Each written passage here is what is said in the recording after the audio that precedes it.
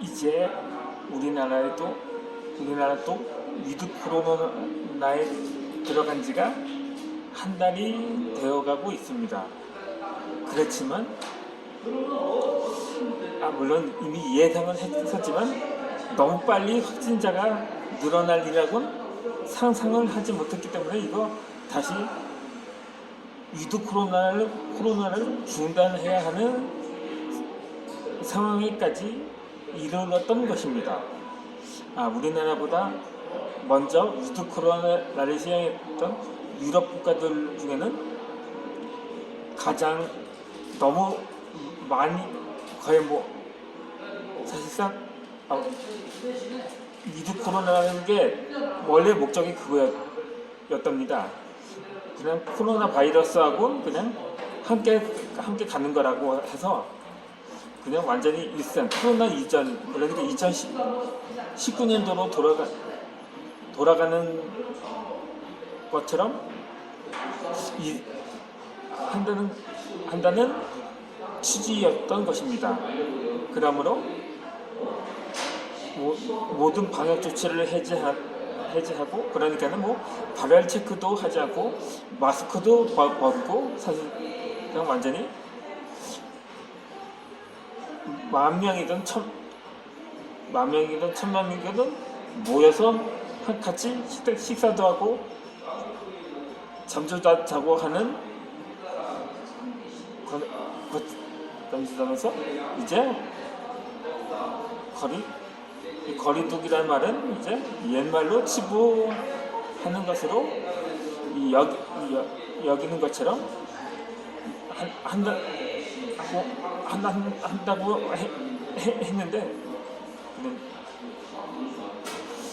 그런데 이거 완전히 도루 아미타불로 돼버린 상황이었던 것입니다. 그래서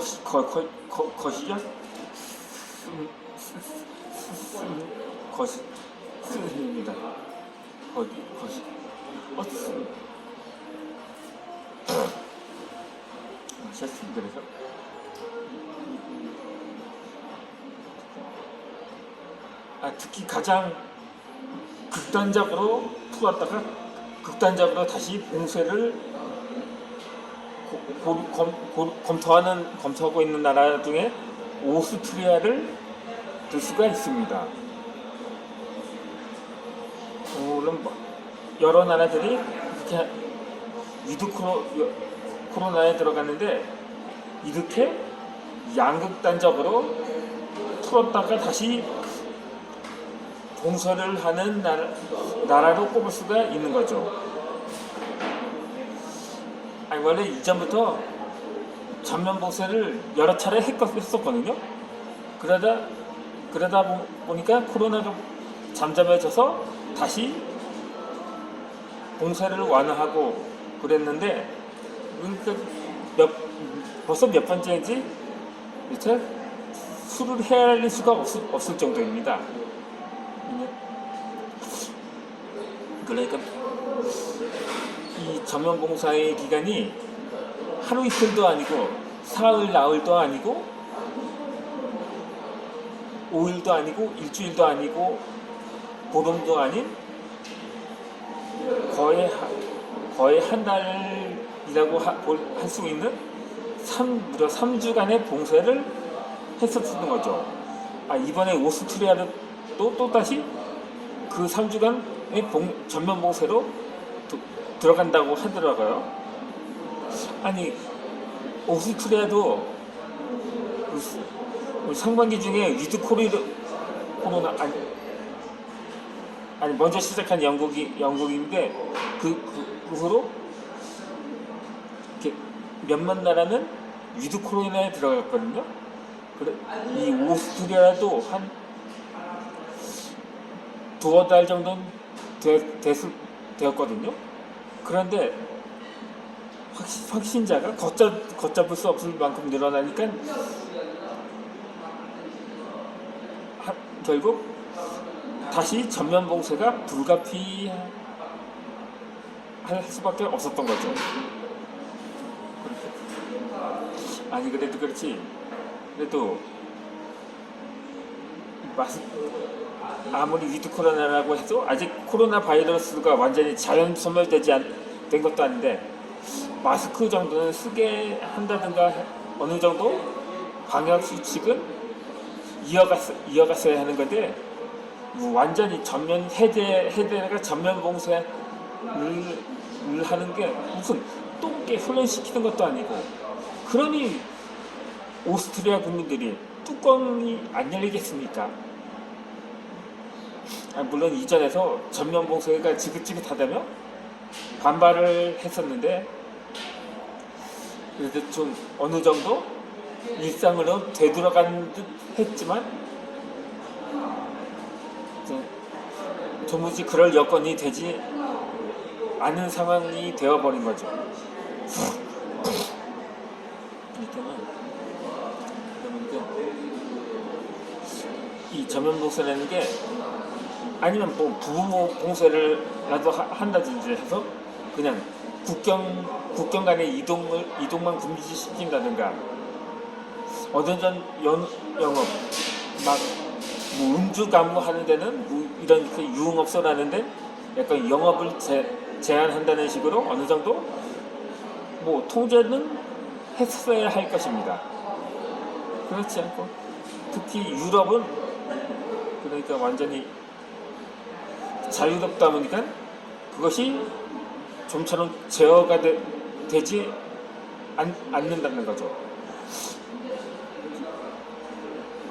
그런데 이것은 이 우리나라도 마찬가지거든요.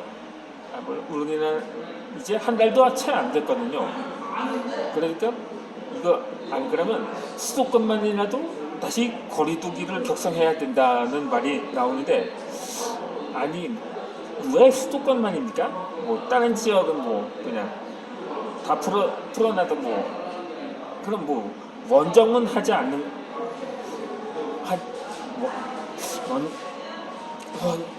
그러면 이전에도 그랬거든요.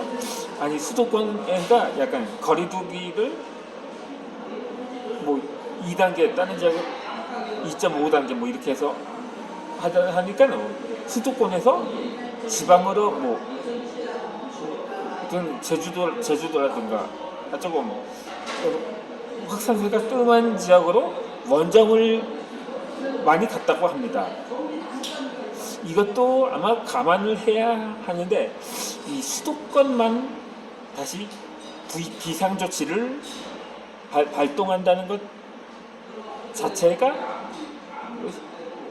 아니면 그렇다고 확산세를 완전히 꺾을 수는 없을 거라는 거죠. 그래서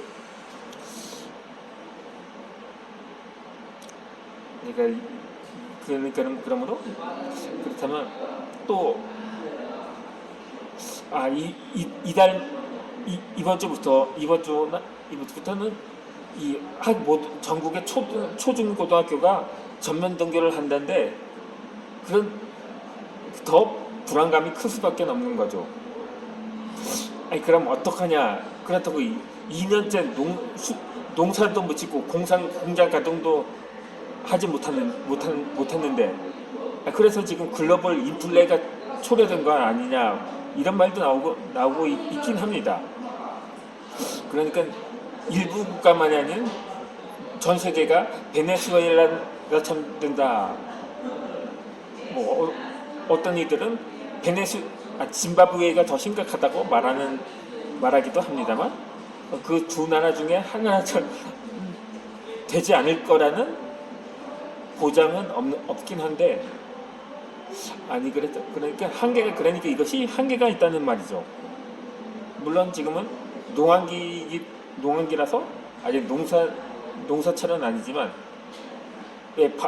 열에 약하다는 바이러스가 한여름에서 왜 이렇게 창궐을 했냐 하면 그 원인이 있거든요.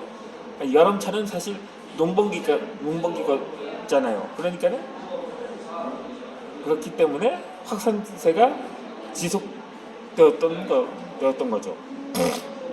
이렇게 그래서 이번에는 하려면 하고 뭐 말려면 말고 위드 코로나 말입니다. 이미 한번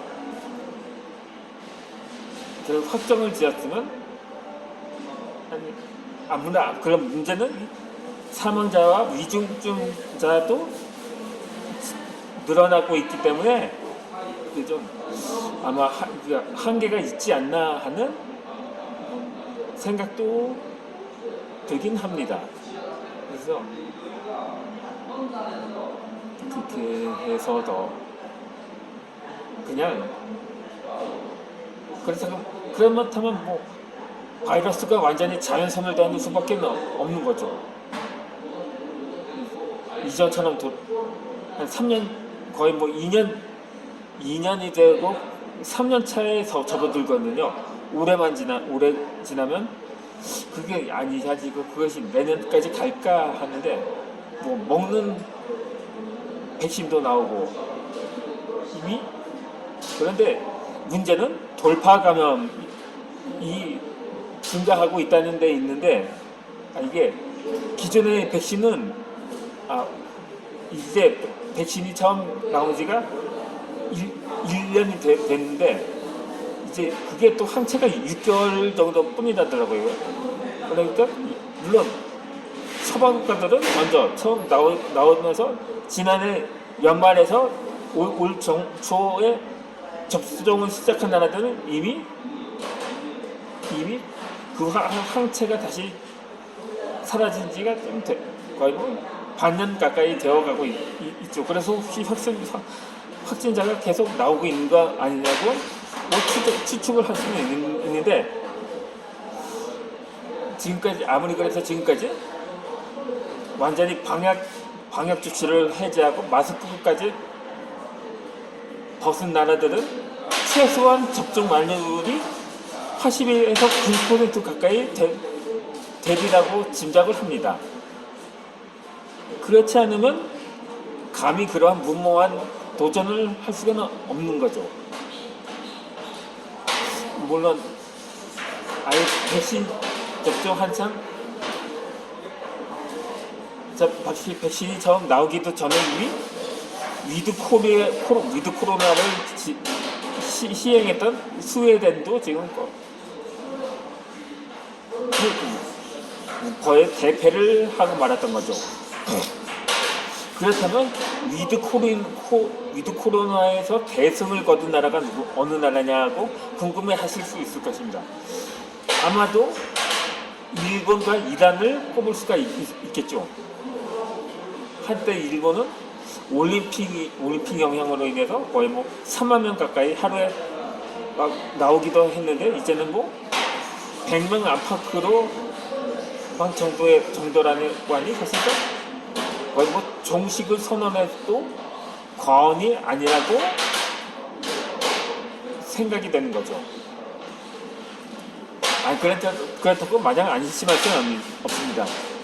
그렇다고 일본이 위드 코로나를 한다면서 오히려 전면 봉쇄한 것 아니냐는 말도 있긴 한데 일본하고 우리나라하고 사실상 기후 조건이나 지리적 위치도 거의 비슷하거든요. 그렇다니까 그것이 계절의 원인도 아닐 테고 그래서 더 아이러니한 셈인 거죠. 어찌되었든 간에 우리나라는 뭐 전면 봉쇄까지는 아니더라도 거리두기가 해야 한 상황이더라도 좀 더 신중하게 검토할 필요가 있다고 사료되는 바입니다. 그러면 저는 다시 지방 방송을 마치고 정규 방송으로 인사드리도록 하겠습니다.